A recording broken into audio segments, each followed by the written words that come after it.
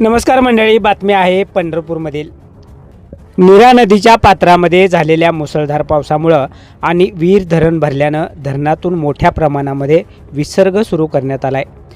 त्यामुळे आज दिनांक 25 जुलै 2026 रोजी दुपारी 2 वाजल्यानंतर पंढरपूर येथील चंद्रभागा नदीच्या पाणी पातळीत मोठी वाढ होत आहे।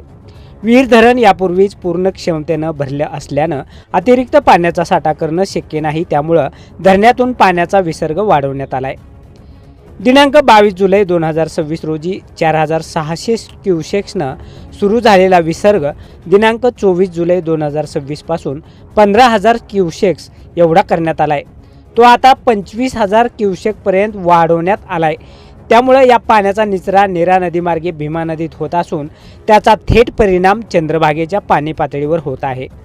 या पार्श्वभूमीवर प्रशासनाने पंढरपूर शहरातील भाविक वारकरी आणि नागरिकांना सतर्कतेचा इशारा दिलाय। आज दुपारी 2 नंतर पाणी पातळीत सातत्याने वाढ होत असल्यानं कोणत्याही नागरिकाने किंवा भाविकांनी नदीपात्रात उतरू नये असं आवाहन अधीक्षक अभियंता लाभ क्षेत्र विकास प्राधिकरण पाटबंधारे विभाग सोलापूर यांनी केले। आषाढी यात्रेच्या पार्श्वभूमीवर लाखो वारकरी पंढरपुरात दाखल झाले आहेत। त्यामुळे चंद्रभागा किनारे आणि वाळवंटात विशेष खबरदारी घेण्याच्या सूचनाही प्रशासनाने दिल्या आहेत।